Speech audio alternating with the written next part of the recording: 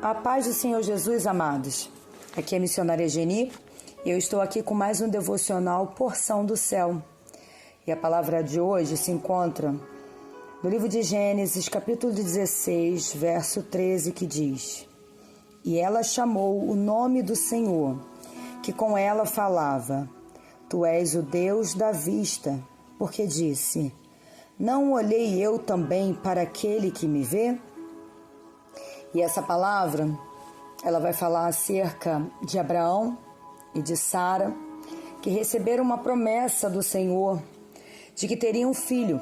Sim, Sarai era estéril, mas tinha uma promessa de gerar um filho dela mesma, de ser curada dessa esterilidade. Só que Sarai não quis esperar o tempo que Deus havia determinado para abençoá-la. E por seguir os mesmos costumes dos povos ao seu redor, como os mesopotâmios, Sarai pega a sua escrava Agar e dá para Abrão, para que a partir disso ou dessa relação suscitasse um filho, que segundo ela seria então o filho da promessa.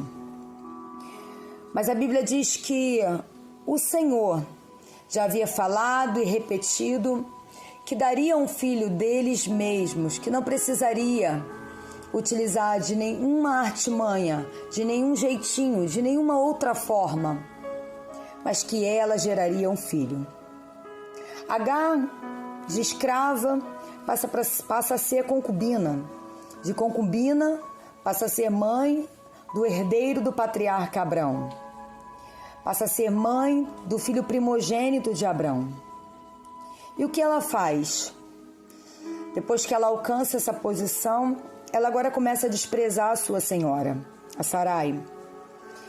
Agar se torna arrogante, altiva, presunçosa. Ela se coloca numa posição de superior, em uma posição de que está agora acima de Sarai. Só que a Bíblia diz no Evangelho de Mateus, capítulo 23, verso 12, que o que a si mesmo se exaltar será humilhado, mas o que a si mesmo se humilhar, este será exaltado. Mas infelizmente não é essa posição que Agar toma, mas ela toma uma postura exatamente ao contrário, de desrespeito, de desconsideração, de desatentar-se para aquilo que Deus estava fazendo através dela e até mesmo não dar importância a Abrão, a Sarai e ao próprio Deus.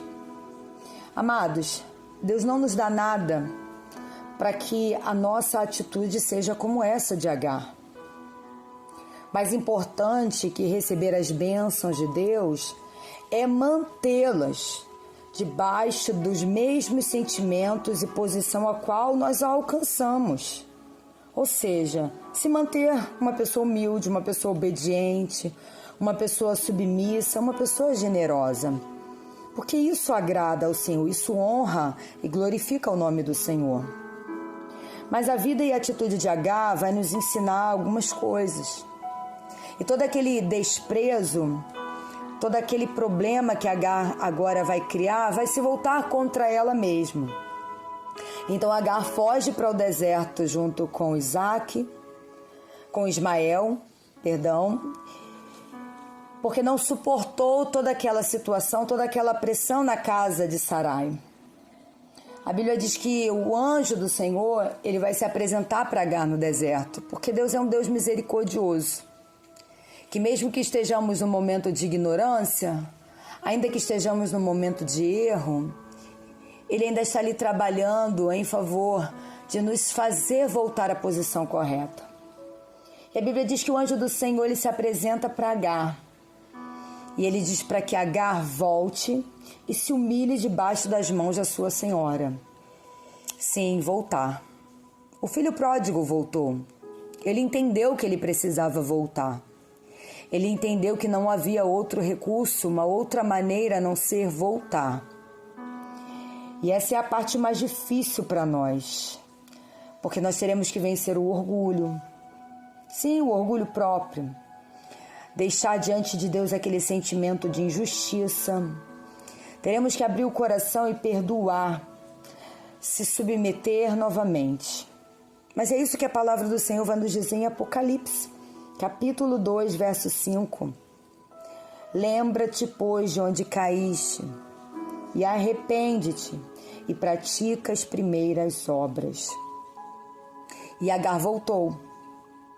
E esse ato de voltar, de retornar, é o mesmo que Jesus disse acerca de perdoar. No Evangelho de Mateus, capítulo 6, verso 14, que diz: porque se perdoardes aos homens as suas ofensas, ou seja, os seus pecados, também o vosso Pai Celestial vos perdoará a vós. Se, porém, não perdoardes aos homens as vossas ofensas, ou os seus pecados, também o vosso Pai não vos perdoará os vossos pecados, as vossas ofensas. Mas Agar entende e volta, e obedece.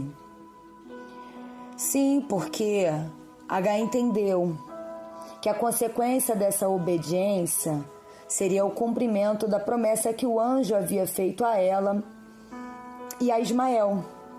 Sim, porque está condicionada, o voltar está condicionado à obediência. Sim, voltar era necessário para que aquilo que Deus havia prometido pudesse cumprir. A submissão era importante. Essa direção que Deus estava dando naquele momento era importante. Ainda que ela não entendesse, ainda que ela não gostasse, que ela não quisesse, mas ela fez. Ela obedeceu. Ela se submeteu. E ela ficou ali 13 anos. O texto bíblico vai dizer que depois ela vai embora. E desse momento, Deus não a impede. E eles vão para a região de Sinai, lá do Monte Sinai, onde eles vivem, e Deus cuida deles, até que a promessa que estava estabelecida sobre a vida de Ismael, de constituir através dele um grande povo, uma grande nação, pudesse se cumprir, como nós vemos até o dia de hoje. São os palestinos, são os árabes, são os filhos e descendentes de Ismael. Um povo numeroso, um povo abençoado, um povo rico, um povo próspero. E dessa experiência, nós podemos também entender que ao chamar o Senhor, o El Roi, o El Roi, como alguns pronunciam, cujo significado diz que tu és o Deus da vista ou o Deus que vê, mostra que ela reconheceu que Deus estava olhando para ela, que Deus estava olhando para a sua causa, que Deus estava olhando para o seu sofrimento. E não é diferente comigo e contigo. Esse mesmo El Roi ou El Roi, ele continua do céu, olhando para mim e para a sua causa, olhando para nós, nos vendo o nosso sofrimento. Ele também tem nos dado direções.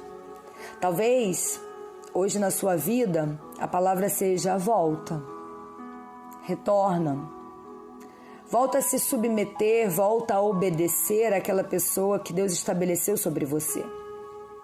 Volta a se comprometer e colocar o seu coração na mesma posição que outrora você entendeu que deveria fazer. Volta, porque voltar condiciona as promessas de Deus a se cumprirem na sua vida, sobre a minha vida. Ainda que não pareça, mas Deus nos vê. Porque Ele viu Zaqueu quando subiu naquela árvore. Ali não era apenas curiosidade, Ele estava olhando para o coração de Zaqueu. E Ele mudou a vida de Zaqueu.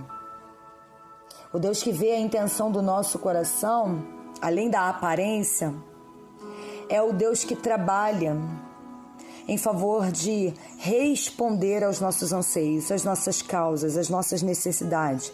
E é esse mesmo Deus que, diante da nossa obediência, da nossa submissão e do nosso retornar à posição caso tenha saído dela, é o que vai fazer se cumprir cada promessa estabelecida sobre a minha e a tua vida.